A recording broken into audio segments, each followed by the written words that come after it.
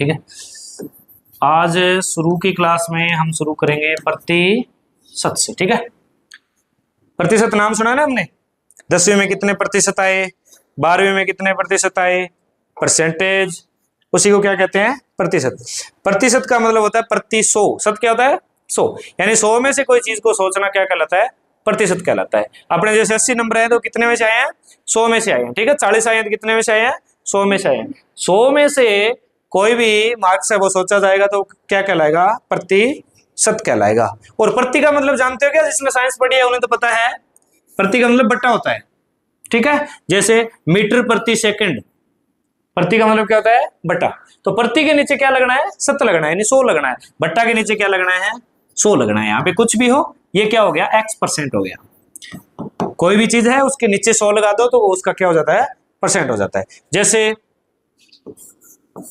17 है, ठीक है, और यदि इसके नीचे क्या लगा दिया, 100 लगा दिया, तो इसको क्या लिख सकता हूं मैं, 70% लिख सकता हूं क्या, लिख सकता हूं ना। और 70 कितने में से है, और जो प्रतिशत का निशान लगता है वो क्या होता है बेटा, यानी 70% यदि मैं निकालना चाहूं 100 में से तो वो क्या रहेगा, किस प्रकार, देखो हमें कोई बोल दे 100 का 70%, 100 का कितना प्रतिशत है, 70%, तो आपको हमेशा ये करना है 100 का मतलब मल्टीप्लाई 70% का मतलब है 100। यानी अब क्या बात समझ में आई, 100 का कितना ही प्रतिशत निकालो वो उतना ही होता है। 100 का 10% निकालोगे तो आंसर कितना आएगा, 10।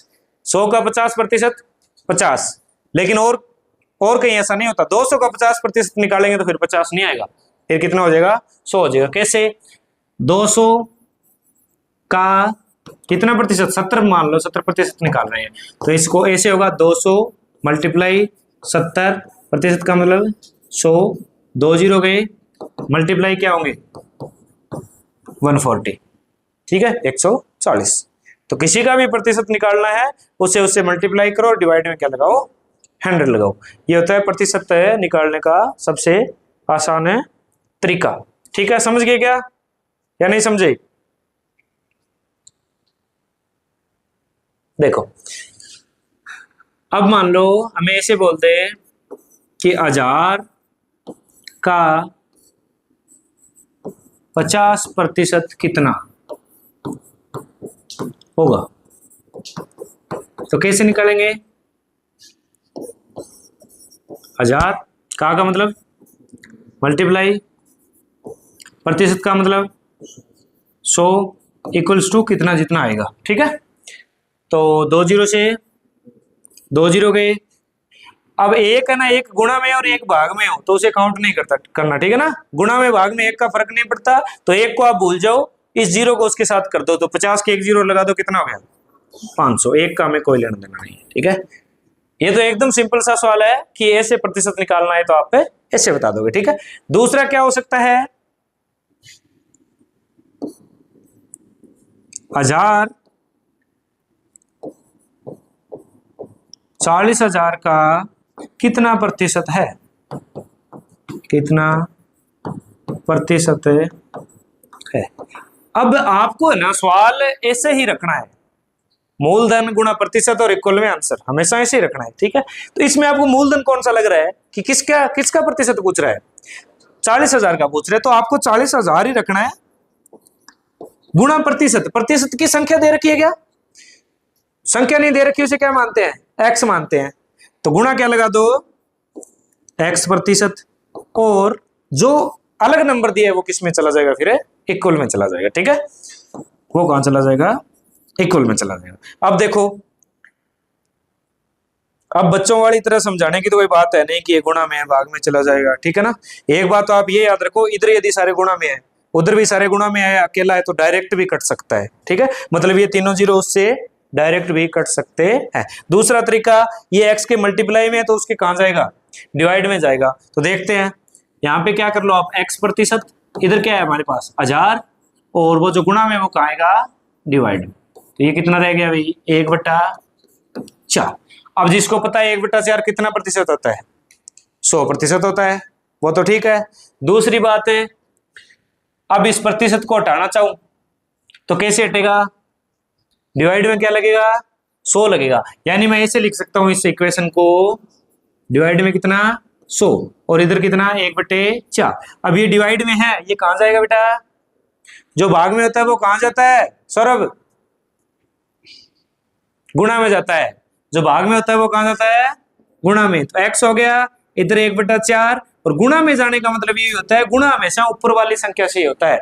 अब 100 है कोई बात नहीं, 1000 का गुणा है ना ये 100 का, ये आप किसके साथ करोगे, हमेशा 1 के साथ ही करोगे, यानी ऊपर वाले के साथ होता है गुणा, नीचे वाले के साथ कभी भी नहीं होता। तो हमारे पास इक्वेशन क्या हो गई, ऊपर तो कितने हो गए 100 का 1 के साथ 100 डिवाइड बाय 4 यानी कितना 25%। ठीक है, ये लॉन्ग मेथड में समझाया है मैंने, बाद में आप सीख जाओगे, सीधा देख के बता दोगे। ठीक है, मेरा कहने का मतलब ये है, आपको ये यही रखना है कि मूलधन गुणा प्रतिशत इक्वल्स टू जितना भी आंसर दिए है तो ठीक है, नहीं दिए तो वहां पे आ जाएगा, दिए वो वहां डालना है। यानी दो संख्या दी है तो एक संख्या यहाँ एक संख्या यहाँ, 1% और एक संख्या दी है तो या तो ये संख्या होगी या ये संख्या होगी, और ये क्या होगा प्रतिशत होगा। जैसे तीसरे तरीके का सवाल है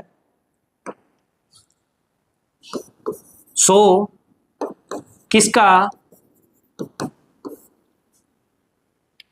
10% है। अब एक बात याद रख लो, जहां पे का लगा होता है ना वही मूलधन होता है। जहां पे का लगा है जिस भी संख्या के साथ, तो अब की बार का किसके साथ लगाया है तो हमें पता नहीं, इसका मतलब मूलधन अब की बार x है, तो मूलधन को हमने x ले लिया, गुणा प्रतिशत होता है ना यहाँ पे 10%, और इक्वल में जो बची हुई संख्या है उसे लिखना है। तब इसे करेंगे तो x ये क्या हो जाएगा 100, इधर क्या हो जाएगा 100, तो x। अब ऐसी जो संख्या होती है ना उनको यदि हम उस साइड लेके जाते हैं तो आपको ये नहीं देखना कौन गुणा में है कौन भाग में है, आपको उधर जाके पलटना है। क्या करना है, पलटना है। ठीक है ना, ये बेसिक चीजें। उधर पहले 100 है उसे 100 लिखोगे आप और इसे पलट दोगे, यानी 100 तो ऊपर और 10 नीचे, 1 0 से 1 0 काट लो, और गुणा करने का सीधा सा मेथड है, 1 1 है तो बस 1 लिख लो और 0 सीधे लगा दो। यानी 1000 का 10% क्या होता है 100 होता है। बस 3 तरीके से प्रतिशत निकालना है, ये शुरुआती प्रतिशत है। ठीक है, सवाल तो अलग टाइप के होते हैं, शुरुआत में यदि एकदम नॉर्मल पूछा जाए कि किसका क्या प्रतिशत है तो ऐसे निकलेगा। ठीक है, अब बताओ आप 2000 का 10% निकालना चाहो तो कैसे निकलेगा। सबसे पहले क्या लिखूंगा 2000 10 100। ठीक है, ठीक है। अब वो बच्चे जिन्होंने पहले से गणित पढ़ी है या 12वीं में गणित थी, या फिर जिनके थोड़ा सा बताने पे समझ में आ जाता है, वो बात एक ध्यान रखोगे, यदि आपको कहीं भी प्रतिशत पूछ ले, जैसे 500 का 12% पूछा है, ठीक है, तो कहीं से भी 2 0 गायब कर लो, चाहे यहाँ से बाकी का गुणा कर दो। मैंने ये 2 0 गायब कर दी, 12 5 60 सीधा डायरेक्ट। ठीक है, जैसे 120 का 90% पूछ लिया, ठीक है, 2 0 हटा दो कोई सी भी, एक ये हटा देता हूं एक ये हटा देता हूं, तो 12 निमा 108, 12 का 90 120 का कितना 108, सीधा हो गया ना। यानी प्रतिशत निकालना है और आपके पास 2 0 अवेलेबल है तो क्या कर दो 2 0 को हटा दो। अब 2 0 अवेलेबल नहीं है तो क्या करोगे मैं वो भी बता देता हूं। जैसे 128 का 10% पूछ लिया, मान लो, चलो 20 कर लेता हूं। ठीक है, कितने जीरो अवेलेबल है अपने पास, एक तो है, तो एक को तो गायब कर दो, एक 0 रहेगा उसका कुछ काम करेंगे, पहले इनका गुणा कर लो। 128 दोनों कितने होते हैं बेटा, हैं 256। अब जो एक 0 था ना वो 0 कहां है, वो उसका क्या लगा दो पॉइंट लगा दो, ये आंसर हो गया। ठीक है, अब दोनों ही 0 ना हो, दोनों ही 0 ना हो तो कितने पॉइंट लग जाएंगे, 2 छोड़ के पॉइंट लग जाएंगे। ठीक है, डायरेक्ट मेथड के लिए ऐसा है। ठीक है, गणित वाले बच्चों के अच्छे से बात समझ में आ गई, और मेरी तरह आरटीए बैठे हैं उनका क्या कर सकते। ठीक है, तो आप बताओ अब 400 का यदि मैं 20% निकालूं तो डायरेक्ट बताओ कितना होगा, 40 तो कैसे हो सकता है 80, क्यों 2 0 हमने गायब कर दिया और 20 चौक 80। ठीक है, 120 का 15% निकालूं तो हाँ, 1 जीरो तो कट गया। 15 बार 180। 18.0 या 18। 15 बार 180 होते हैं क्या? हाँ, 180 होते हैं। तो 180 होते हैं तो 1 जीरो पॉइंट लगा दो या फिर जीरो को गायब कर दो। आंसर में से भी जीरो गायब कर सकते हो। 18 हो गया ना? ठीक है, ये प्रतिशत निकालने का कौन सा फॉर्म है? शॉर्टकट तरीका है। ठीक है सौरभ, जच जाएगी क्या बात? ले तो तुम बता फिर थोड़ा सा। 190 का 70% बता दे 3 मिनट में।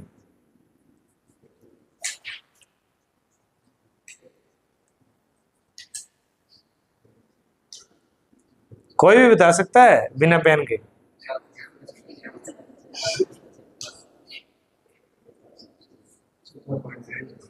पॉइंट तो नहीं लगेगा, 2 जीरो है, 2 जीरो है तो पॉइंट तो नहीं आएगा।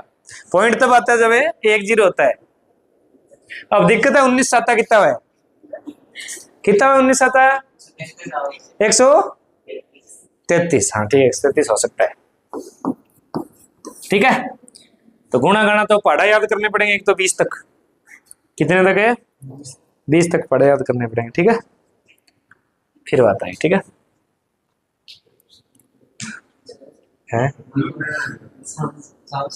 आसान नहीं है, कोई बड़ी बात है नहीं इनमें।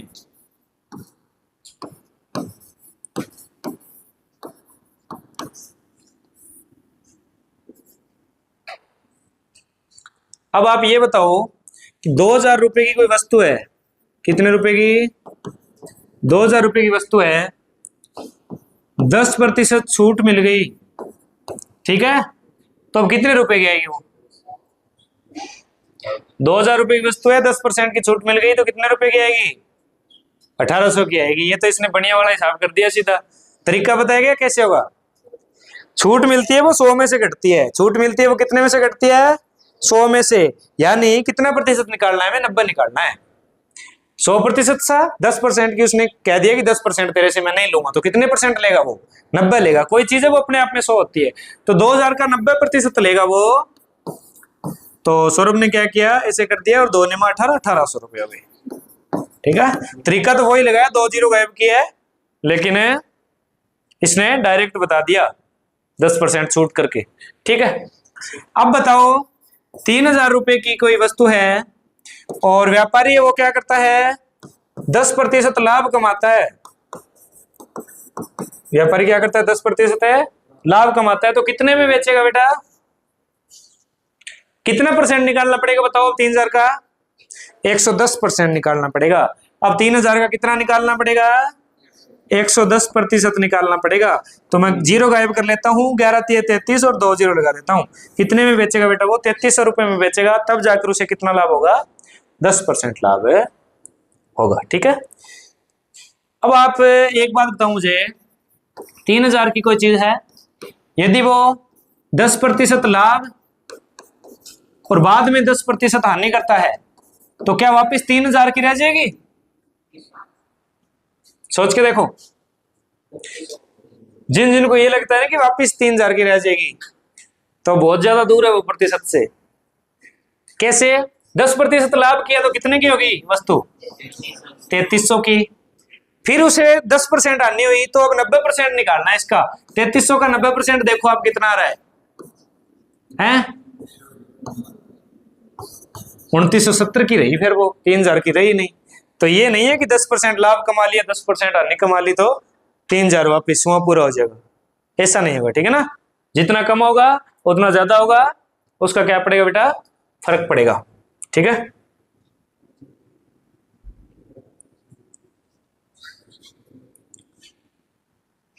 चलो बताओ, एक आदमी वो साइकिल लेके आया 7000 रुपए की। क्या लेके आया? साइकिल लेके आया 7000 रुपए की। ठीक है, उसने 700 रुपए मरम्मत पर लगा दिए। 700 रुपए क्या लगा दिए? मरम्मत पे लगा दिए। ठीक है, और उसने उसे कितने में बेचा? 8400 में बेच दिया।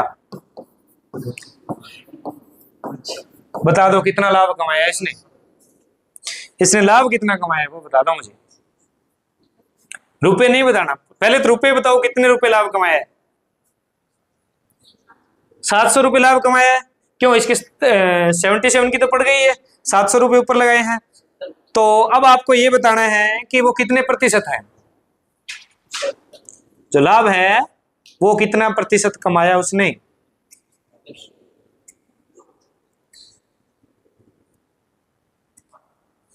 यानी 700 रुपए लाभ कमाया, 700 रुपए किस पे कमाया, कितने रुपयों पे कमाया, उसकी लागत कितनी थी, इस पे कमाया ना। तो हमें बताना है 7700 का कितना प्रतिशत क्या होता है, 700 होता है। 7700 का कितना प्रतिशत क्या होता है, 700 होता है। ठीक है, हम क्या कर सकते हैं, इसमें एकदम आसान सा तरीका है, डायरेक्ट भी कर सकते हैं। यानी इधर रह गए 11 इंटू एक्स प्रतिशत और उधर रह गया 1, उधर 0 मत कर देना, उधर 1 रह गया। अब आप ये कर लो कि 11 गुणा एक्स प्रतिशत का मतलब है 100 और इधर गया तो 1। अब ये 11/100 उधर जाएगा तो 100/11। ठीक है, तो 1 का तो फर्क नहीं पड़ेगा, तो एक्स का मतलब क्या हो गया अभी 100/11। 100/11 कितने प्रतिशत होते हैं, ऐसा क्या, इतने प्रतिशत। ठीक है, ऐसे निकलेगा, समझ गए। इसी प्रकार के सवाल आएंगे, कोई ज्यादा कठिन नहीं आएंगे प्रतिशत के सवाल, बस आपको थोड़ा सा दिमाग लगाना है कि उसे लाभ हुआ है या हानि हुई है। ठीक है, अब 10,000 रुपए है। ठीक है, इसका मतलब एक बाइक खरीदा है मान लो पुराना, ठीक है, और 10,000 रुपए की एक साइकिल खरीदी है नई। ठीक है, और दोनों को इसने बेचा है 27,000 में। ठीक है, पहले तो बताओ लाभ कितना कमाया है, 7,000 रुपये लाभ कमाया है। प्रतिशत निकालोगे तो क्या करोगे, कितने पे आएगा 7,000 रुपये लाभ। उसने खुद से कितने रुपए लगाए, पहले 20,000 रुपये लगाए, तो आप करोगे 20,000 का कितना प्रतिशत, कितना कमाया, 7,000। ये तरीका है। ठीक है, मतलब कहने का मतलब ये है कि 27 को काम में नहीं लेना सवाल में। ठीक है, कहीं पे आप उधर 27,000 लिख दो कि 3 सर ने 3 बताई थी, मूलधन यहाँ लगाना है, प्रतिशत यहाँ हो गया और वहां 27,000 लगा दो, फिर तक चक्कर पड़ जाएगा। ठीक है, तो यहाँ पे अब क्या हो गया, 3 जीरो तो डायरेक्ट गई, ये 20/100 1 जीरो इससे गई, 2/10 बच्चा ना, तो x है उधर 7 है, तो उधर जाके क्या हो जाएगा 10/2, यानी ये 5 हो जाएगा। 35% उसने क्या कमाया है, लाभ कमाया 35%। समझ गई बात।